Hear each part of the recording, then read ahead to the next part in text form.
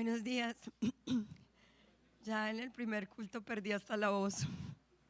Bueno, lo que les quiero decir primero es que yo no soy predicadora, yo no soy teóloga. Lo que les voy a compartir hoy es tratando de ser fiel a la palabra y desde mi corazón y mi experiencia con la gracia, porque ese es el tema que nos corresponde hoy, la gracia de Dios. Bueno, hablar de gracia es hablar como de un concepto muy abstracto. Por eso quiero darles como un pequeño ejemplo. En la época del Imperio Romano, me faltó una cosa muy importante. Hoy es el quinto domingo que vamos a predicar sobre la reforma que impuso Martín Lutero.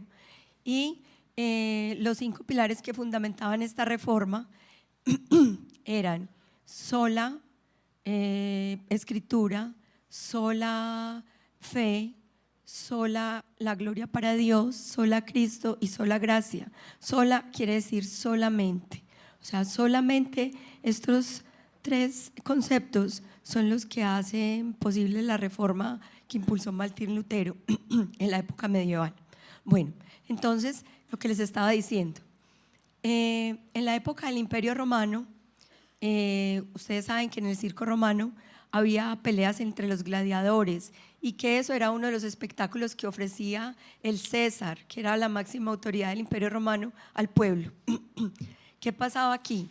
Las peleas entre los gladiadores generalmente eran personas condenadas a muerte, que merecían solamente la muerte por las cosas que habían hecho.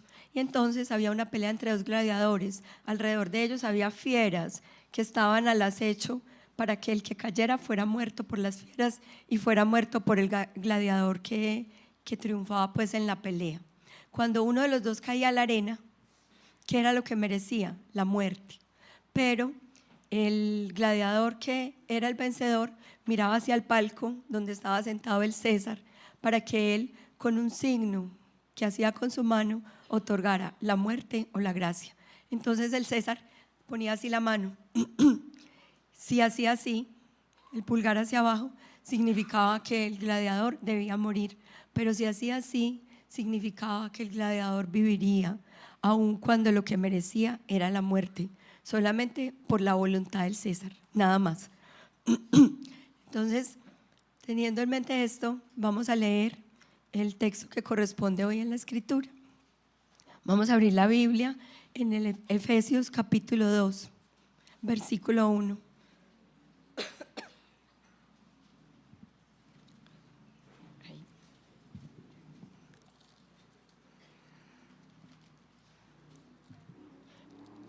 Él os dio vida a vosotros cuando estabais muertos en vuestros delitos y pecados, en los cuales anduvisteis en otro tiempo, siguiendo la corriente de este mundo, conforme al príncipe de la potestad del aire, al espíritu que ahora opera en los hijos de desobediencia.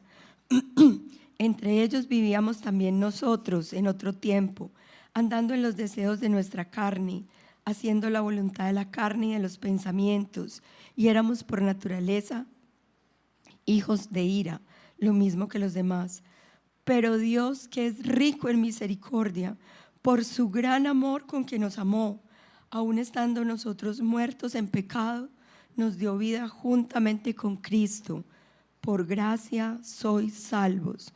Juntamente con Él nos resucitó y asimismo nos hizo sentar en los lugares celestiales con Cristo Jesús, para mostrar en los siglos venideros las abundantes riquezas de su gracia en su bondad para con nosotros en Cristo Jesús.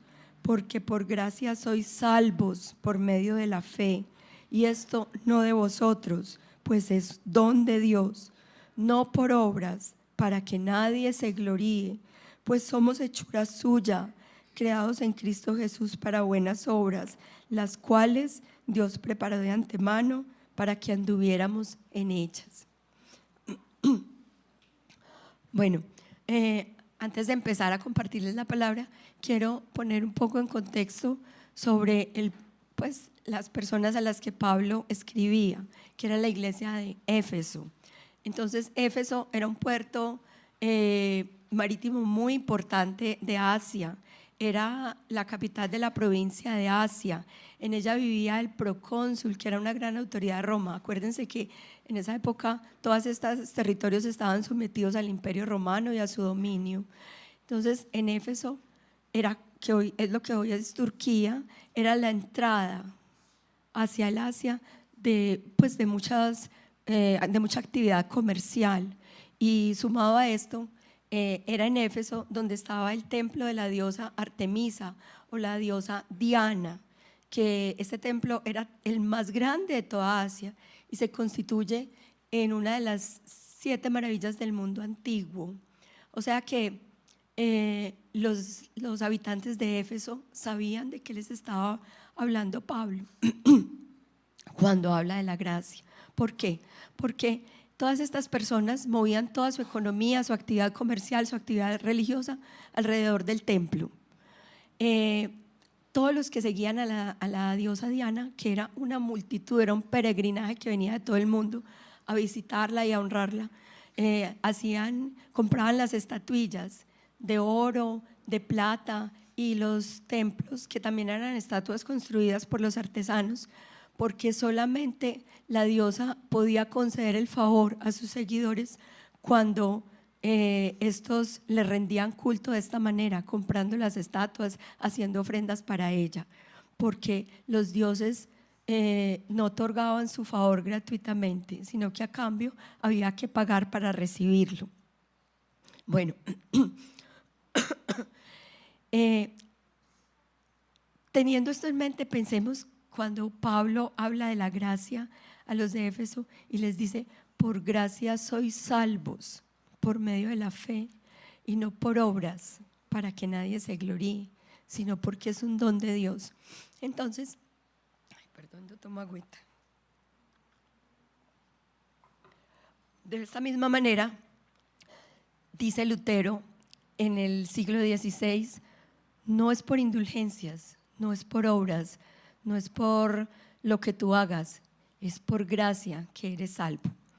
Entonces, ¿qué es la gracia? ¿Cuál es el tema que nos compete hoy? La gracia. Para entender la gracia tenemos que definirla primero.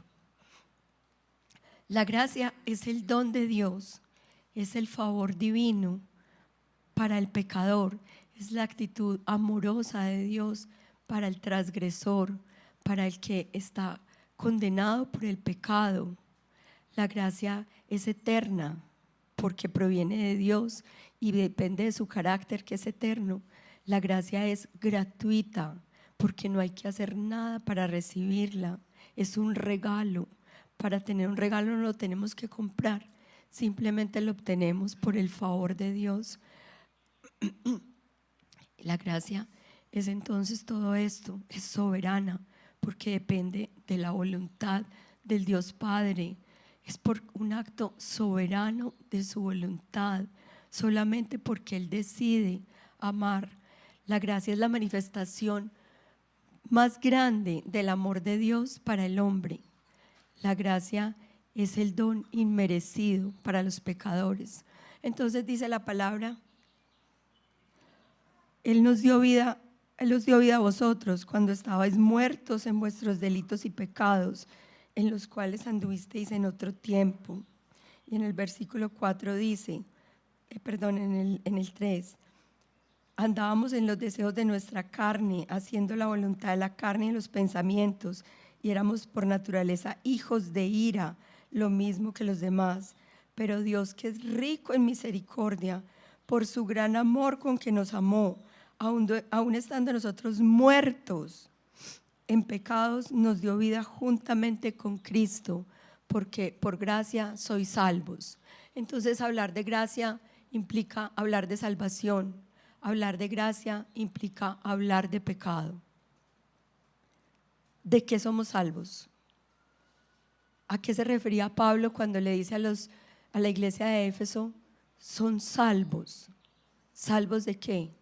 Somos salvos de la ira de Dios, somos salvos de su juicio, de su condenación, porque esto es lo que merecemos por nuestra condición de pecado. Sin embargo, la gracia nos quita esto, la gracia nos da vida, la gracia nos renueva, la gracia nos resucita con Cristo, la gracia nos salva de la muerte, porque dice la palabra que la paga del pecado es la muerte. Entonces, cuando yo entiendo el concepto de la gracia, puedo entender o puedo extraer de este texto qué es lo más importante que el texto nos habla o nos dice: que solamente por la gracia del Señor somos salvos. No hay ninguna otra cosa que nos salve, solamente su gracia. Entonces, teniendo esto presente, vamos a hablar de 4 verdades que se hacen evidentes en nuestra vida cuando aceptamos la gracia como único medio de salvación. Acuérdense que la gracia es un regalo y que yo decido aceptarlo, y que solamente cuando lo acepto puedo obtener la gracia y el beneficio del Señor. Bueno, entonces, ¿qué es lo primero que vamos a mirar en el texto? ¿Cuál es la primera verdad que se hace evidente en mi vida cuando acepto la gracia? La primera verdad es que se hace evidente la obra redentora de Jesucristo en mi vida, que puedo entender que solamente la cruz de Cristo, que solamente su sacrificio allí, su sufrimiento me hace salvo. ¿Y por qué decimos esto si esto no está escrito en el texto? Porque dice en el versículo 8: por gracia sois salvos por medio de la fe. No somos salvos por la fe, somos salvos por la gracia, por medio de la fe. ¿Fe en qué? Fe en Cristo, fe en su obra redentora, fe en el sufrimiento, como decía Álvaro hace 8 días. Solamente Cristo, cuando entendemos que sin derramamiento de sangre no hay remisión de pecados, cuando entendemos que Cristo dio su vida para que nosotros fuéramos salvos del pecado, para que nosotros fuéramos salvos de la muerte, para que nosotros resucitáramos juntamente con Él y para que pudiéramos tener sitio en los lugares celestiales, como dice el texto en el día de hoy. Porque dice la palabra en Juan 3:16: porque de tal manera amó Dios al mundo que ha dado a su Hijo unigénito, para que todo aquel que en Él crea no se pierda, mas tenga vida eterna. ¿Y por qué? Porque Cristo es la expresión sublime, máxima del amor y de la gracia del Señor en nuestra vida. Cristo es la manifestación más grandiosa del amor del Padre para nosotros, y es solamente por la gracia que puedo entender esto y puedo creer que por Él soy redimida. Bueno, entonces hablemos ahora, si la voz me lo permite, de la segunda verdad que se hace evidente en mi vida cuando acepto la gracia de Cristo como mi regalo salvador. Este lo vamos a ver en el versículo 8, como en la parte B. Porque por gracia sois salvos por medio de la fe, y esto no de vosotros, pues es don de Dios.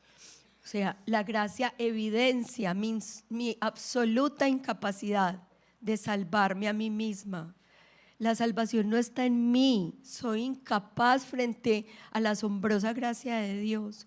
¿Por qué? Porque la gracia proviene de Él, porque es un regalo que Él me ofrece voluntariamente por su amor por mí. No importa cuál sea mi pecado, no importa cuál sea mi condición, no importa que yo esté muerto, condenado a su ira, Él por su gracia me redime, por su regalo.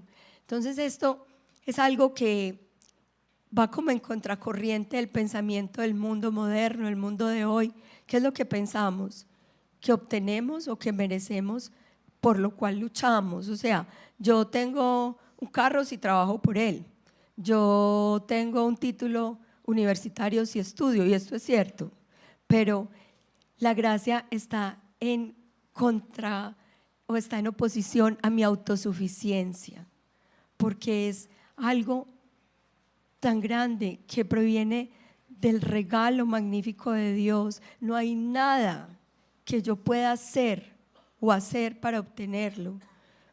Por eso, cuando reconozco mi absoluta incapacidad para salvarme de mi pecado, cuando me humillo delante de la presencia del Señor, es en este momento solamente cuando puedo recibir su gracia sublime, su gracia que es como un torrente en mi vida, como decía la canción, pues como un río fluye el perdón de la gracia hacia mí.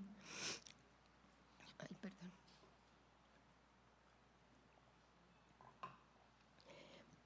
Entonces la gracia está en oposición a nuestra autosuficiencia. Hemos dicho dos cosas. Primero, y como gran idea central, solamente por gracia soy salvo, no hay nada más. ¿Cuál es la verdad que se revela a mi vida cuando entiendo esta gracia? La primera, la obra redentora de Jesucristo en la cruz. La segunda, que soy incapaz de salvarme porque la gracia es un regalo.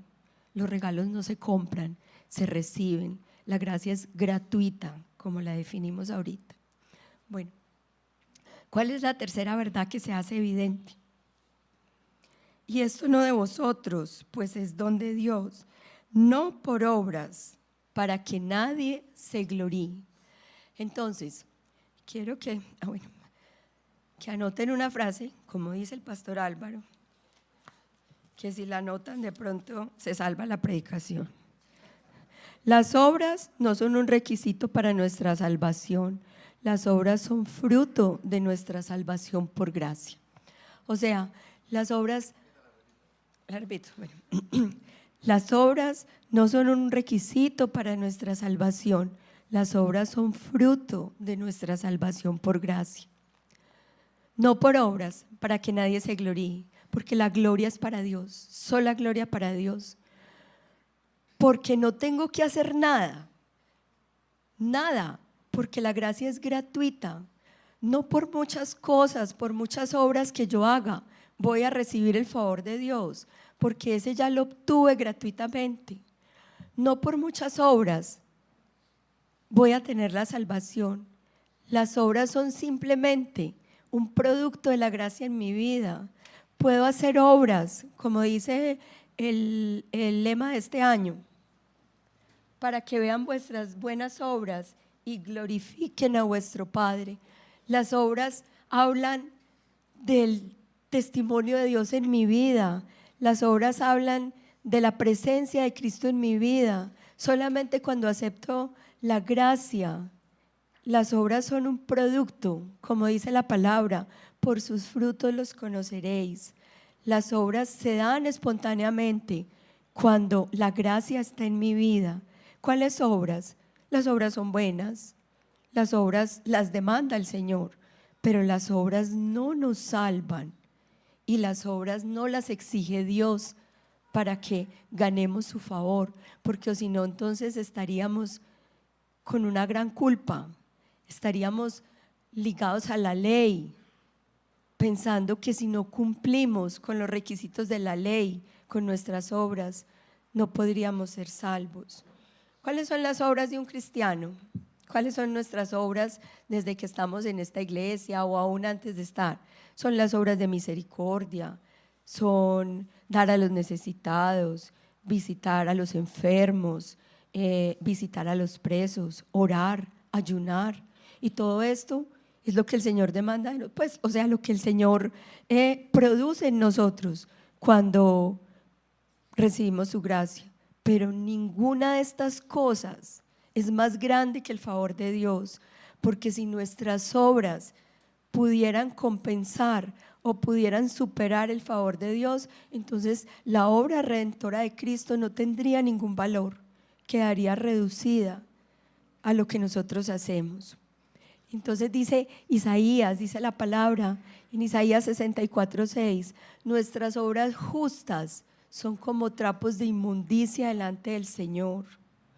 No tenemos por qué gloriarnos de lo que hacemos, porque no son nada delante de la presencia del Señor, porque no son nada ante la magnitud del regalo de la gracia. Entonces, son simple y sencillamente para glorificar a Dios. Bueno, La tercera, la cuarta. No, la primera era reconocer la obra redentora.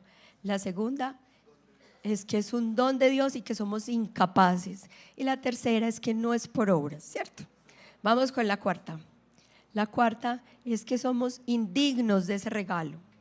Todos nosotros, antes de conocer la gracia, todos somos indignos. ¿Por qué?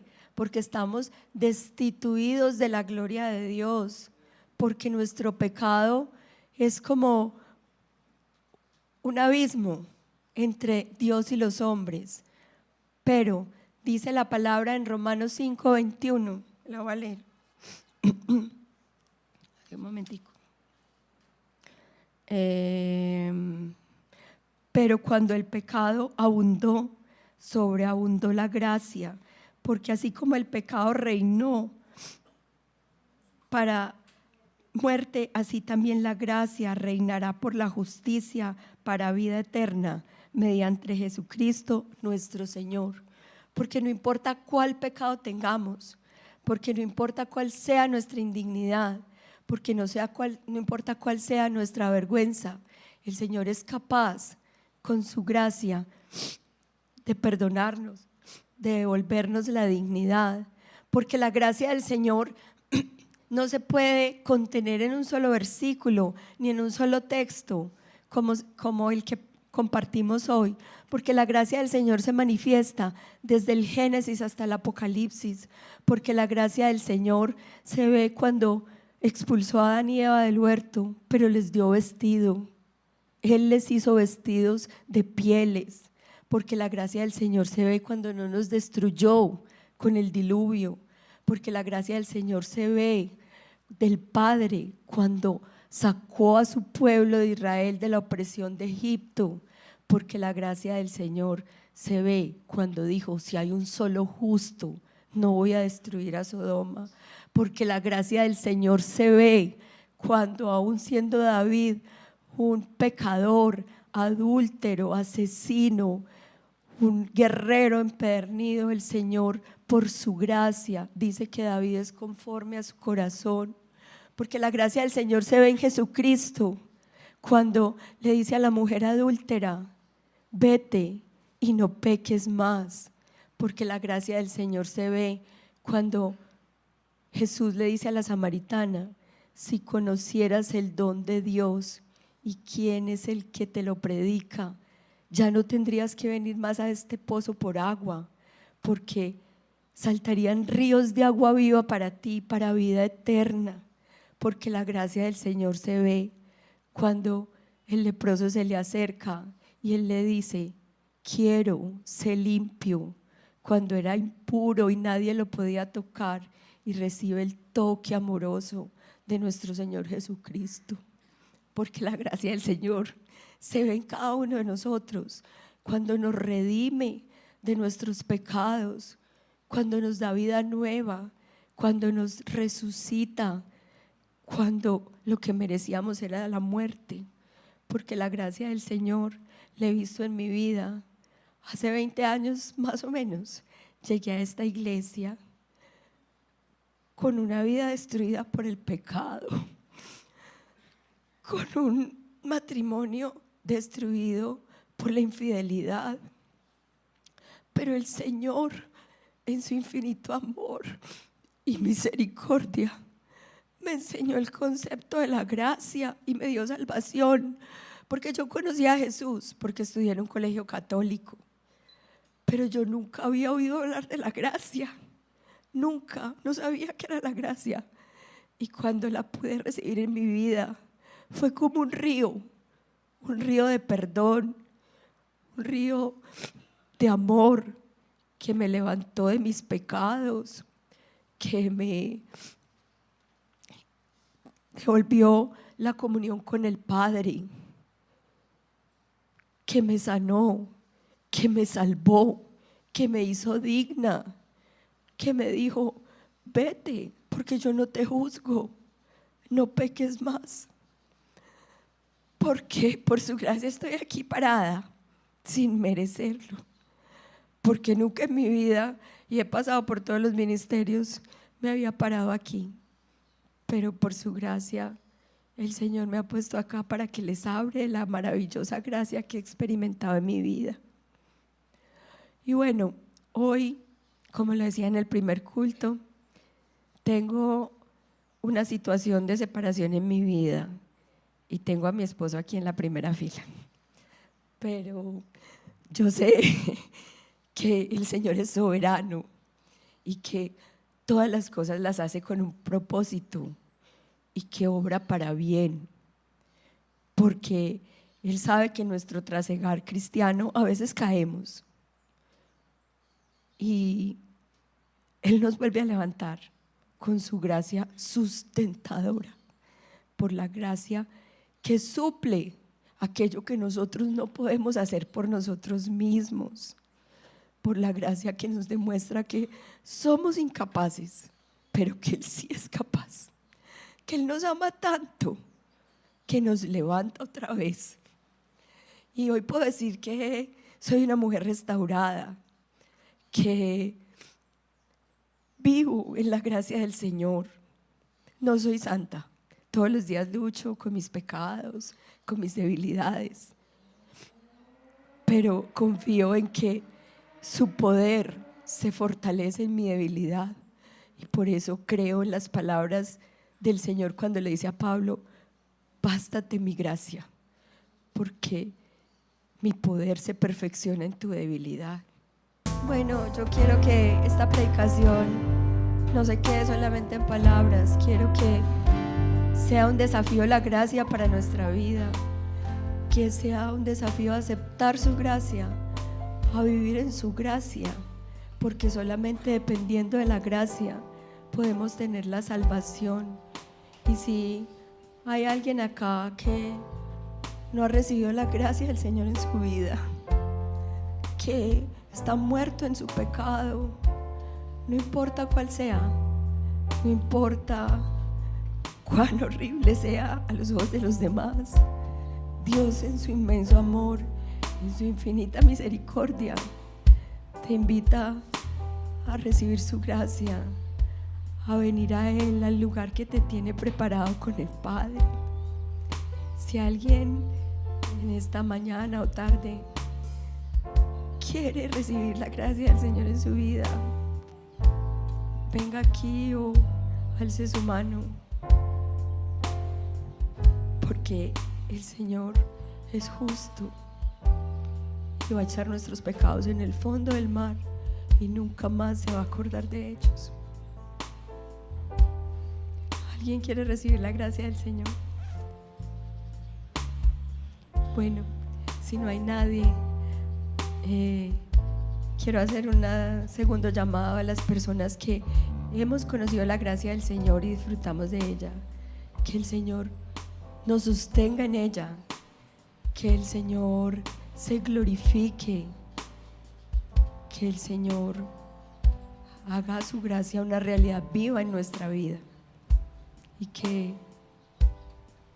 por su gracia podamos ser sostenidos hasta que Él nos perfeccione en el día de Jesucristo. Amén. Y quiero terminar entonces diciendo que el Señor vendrá por segunda vez. Maranata.